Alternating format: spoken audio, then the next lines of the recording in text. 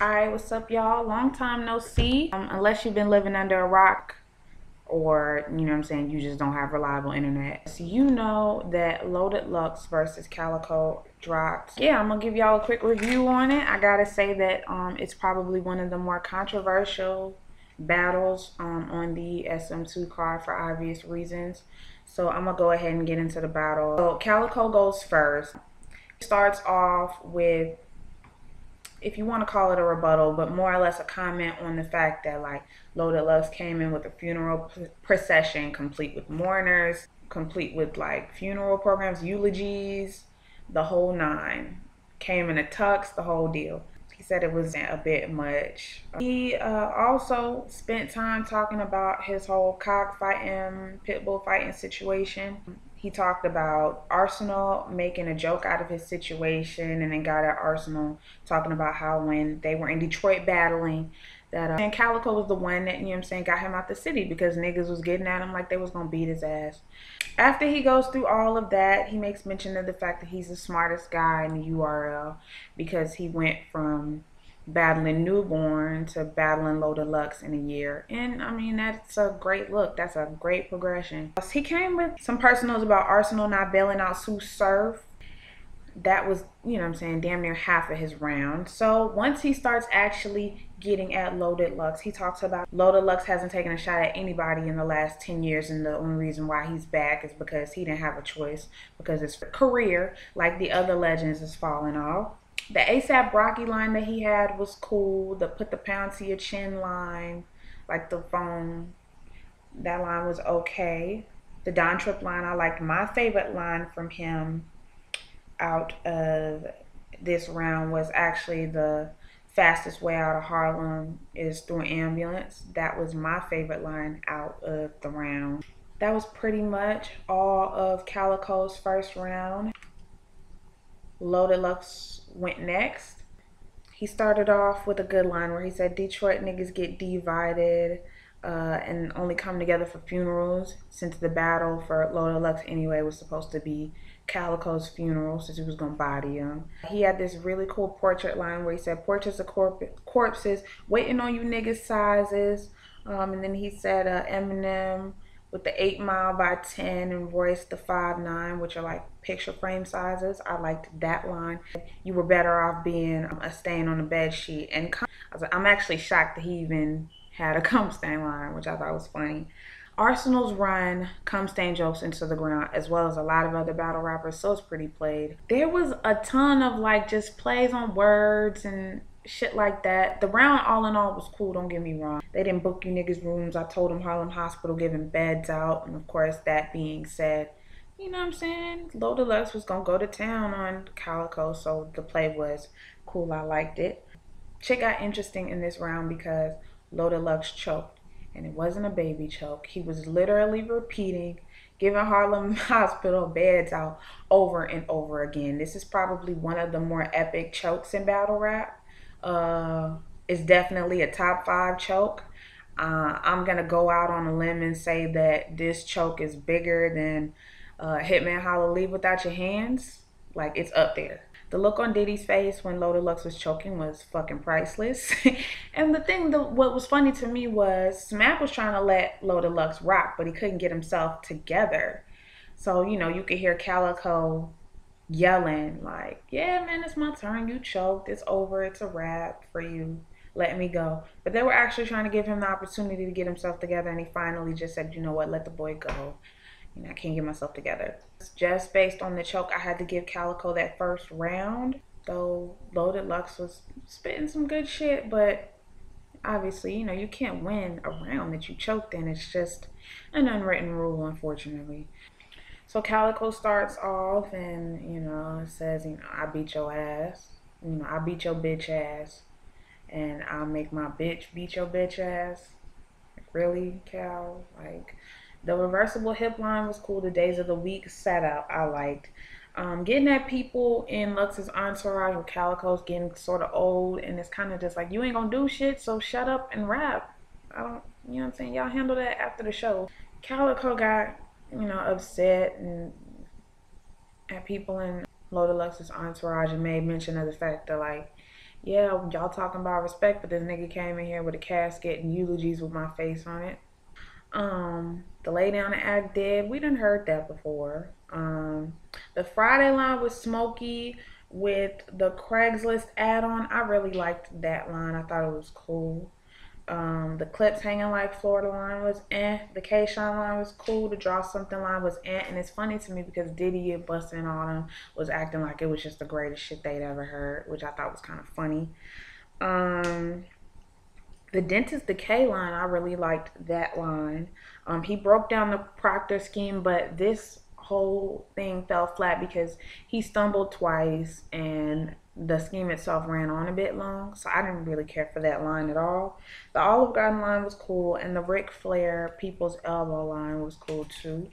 Um, I really think from the first to the second round that Calicoe really fell off. Like there's a huge difference between what he gave you in the first round compared to what he gave you in the second. I didn't care for the second round. Then you get into Loaded Lux, and Lux starts off by saying that he's gonna spit his verse from the first round, which is unnecessary information, and it just makes me feel like I've been cheated because it's just like, oh, this is just more shit from the first round. You could have just kept rapping, and we didn't need to know. The slipping shoes, gripping his head, put pressure and keep applying was all filler to me.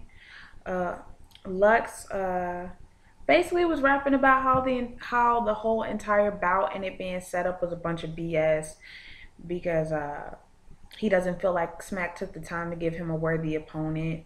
Uh, he also made mention of the fact that the people that bought their tickets wanted to see a big match, but instead they're basically seeing, Predator versus Prey. Of course, with Lux being the Predator and Calicoe being the Prey. Yugging, you don't know how this works. Job Corps, I like that line. Tension thicker than German guard dogs. That line was cool. Everything in my bio Hazard.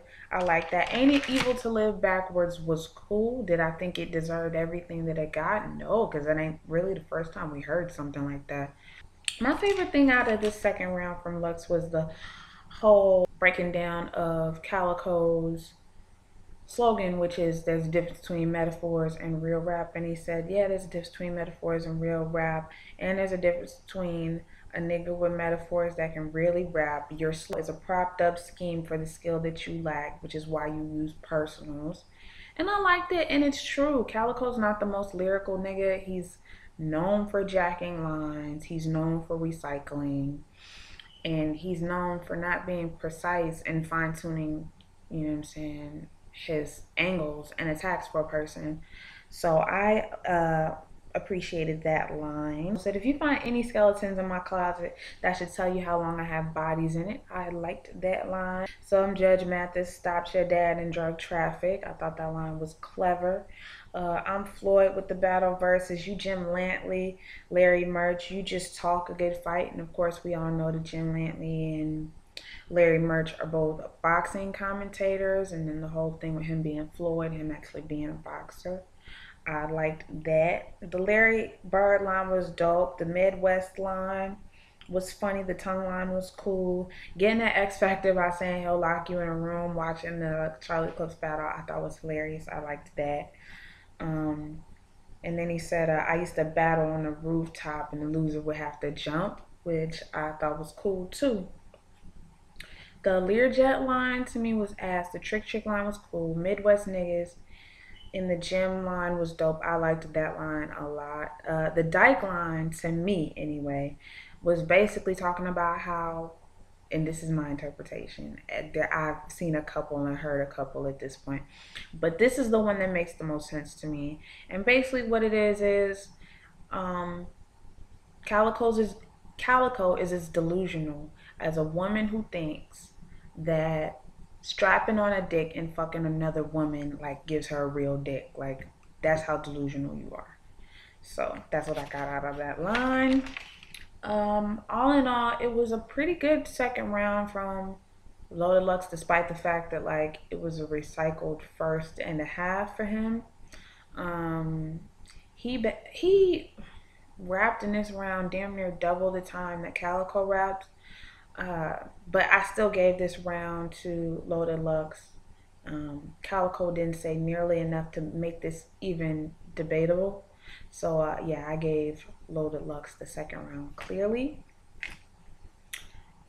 So round three kicks off, and then Calicoe gets to comparing the old vets to like the new vets, which basically is the guys that are most active right now compared to the legends that they brought back. He made a lot of sense. He shouted everybody out, which was cool. DNA, K Shine, Hitman Holla, himself, X Factor with the priorities. He shouted a bunch of niggas out. Best line from Calicoe out of this entire battle, actually, this next line, which is, "You're the reason these labels don't think we can make songs today," which is a true statement. Record labels as a whole don't really fuck with battle rappers like that. I've noticed the trend, and if they do, it ain't for long. So I liked that bar. He said, "I'm just here for the check in my name," which is sort of a contradiction about something he said earlier where he was, talking about demanding respect. If you just here for the respect, get your money. Win, lose, or draw, you still got a check. The animal cruelty line to me was whack. Calicoe actually spit a lot of whack shit. I'm not going to sit here and quote, but he spit a lot of garbage. Cal got booed, and then, of course, hit y'all with the, y'all loved me last year, y'all booing me now. He made mention of the fact that Lux beat Miles, but if they were to ever get into a fist fight, that Miles would win. He then proceeds to threaten Lux by saying that he could beat him up, which I thought was whack. The crowd caught that fuckery and they didn't really go for it. Some people in the crowd was like, "Well, do it then. If you're gonna hit him, Of course, obviously he's not going to, they sign contracts for shit like that. So the chicken scratch paper line would have been great if it wasn't Big T's line. Not a very good third round from Calicoe either. Round three for Loaded Lux. He started off, you saw Starbucks, moccasins, bagels. I like that. I thought it was funny. Wackest bar of the entire battle was, "I get this feeling like you feeling like what I said was down low." I don't know what the fuck Loaded Lux was trying to do with that. If he was trying to connect something, I don't know what the fuck that was, but it was ass. Loaded Lux used a big screen and put up the pictures of Calicoe in the swimming pool with his manager with his ass out. And you could tell just by looking at the video that Smack and Beasley had no clue he was going to do that. And if they did, they're really good actors. Because from the looks of it, they were shocked. I thought it was funny when he said, well, Calicoe goes off once the picture goes up and says, "You know what I'm saying? We was skinny dipping with 6 bitches because I get pussy." Well, we ain't seen no bitches in them pictures, but okay. And then Lux said, "No, we ain't judging. You ain't on trial," which I thought was funny. Taking a page out of A-Verb's book, the majority of Loaded Lux's third round, he spent talking about Calicoe's father.